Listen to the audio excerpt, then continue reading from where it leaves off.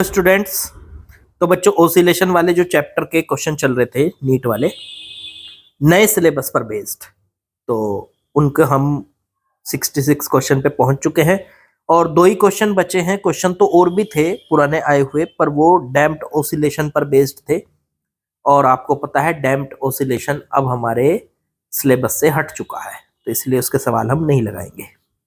चलिए question number 66 को करते हैं, देखते हैं इसमें क्या कहा है, क्या दिया है। इन्होंने बोला है the composition of two simple harmonic motion of equal time period, okay, at right angle to each other and with a phase difference of पाई।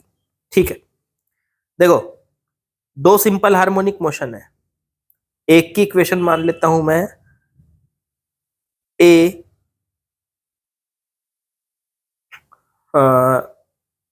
हाँ ठीक है, A1 साइन ओमेगा टी। ठीक है, दूसरे की माननी पड़ेगी मेरे को Y A2 sine omega T plus pi. अब मुझे यहां से सर ये कैसे पता चला कि इनकी इक्वेशन ऐसे ही होगी? देखो इसने दो बातें बोली है, एक तो दो सिंपल हार्मोनिक मोशन है, उनका टाइम पीरियड बराबर है। टाइम पीरियड बराबर होने का मतलब ओमेगा की वैल्यू बराबर है, ओके। राइट एंगल पे है, एक दूसरे से 90 डिग्री पर है। 90 डिग्री पर मतलब एक एक्स होगा तो दूसरा वाई होगा, क्योंकि एक्स और वाई आपस में क्या होते हैं, 90 डिग्री पर होते हैं। And with a phase difference pi, और उनके बीच का फेज डिफरेंस पाई है। तो एक का ओमेगा टी फेज है तो दूसरे का है ओमेगा टी प्लस पाई, मतलब ओमेगा टी से पाई एंगल आगे।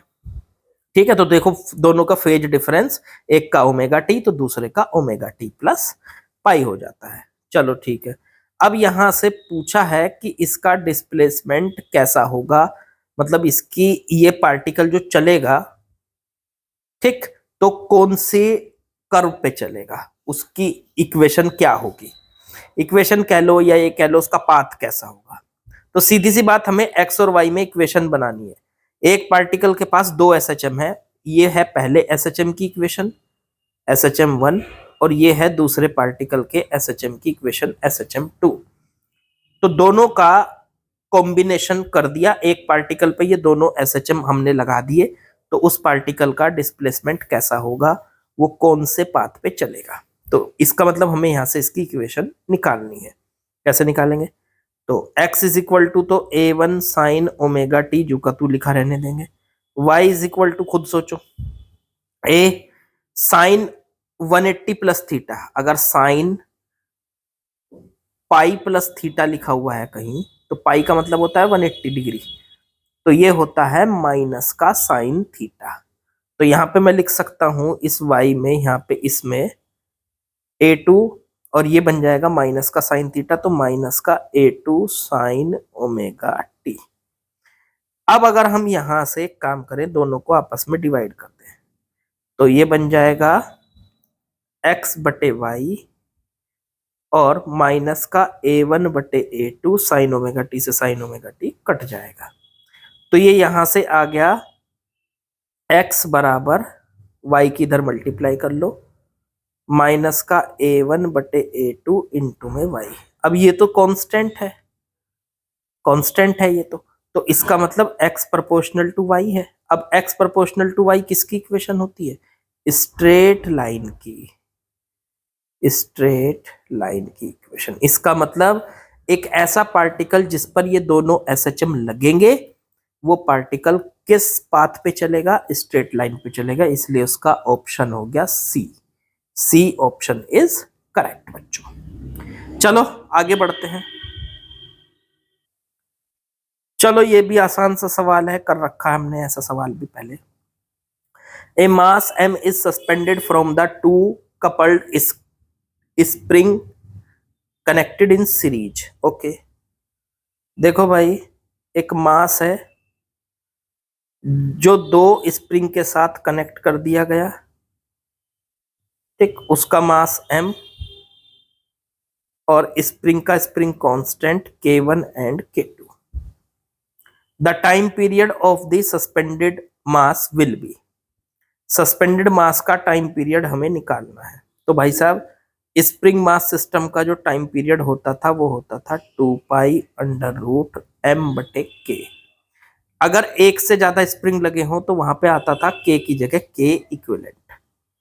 अब स्प्रिंग अगर सीरीज में लगे हैं, सीरीज में लगे हैं K1 और K2, तो उनका जो स्प्रिंग कांस्टेंट है K इक्विवेलेंट 1/K इस इक्वेशन से निकाला जा सकता है 1/K1 + 1/K2। तो अगर मैं यहां से K इक्विवेलेंट की वैल्यू निकालूं तो वो आ जाएगी K1 × K2 बटे में K1 + K2।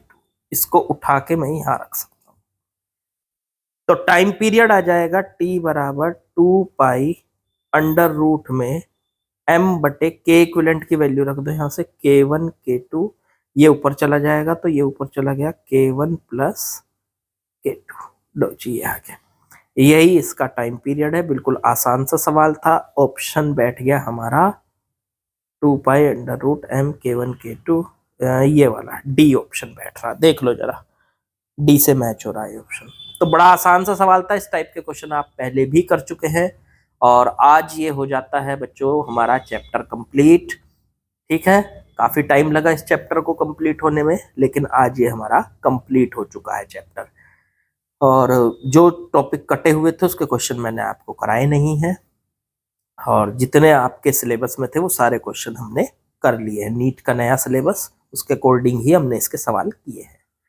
चलिए बाकी अब हम कल देखते हैं, कल क्या शुरू करना है, कौन सा चैप्टर शुरू करना है, कल ही सोचेंगे इसके बारे में। लाइक शेयर सब्सक्राइब कमेंट वो आप कर ही दोगे। कल मिलते हैं। चलिए बच्चों प्रैक्टिस करते रहिए। God bless you. चलिए।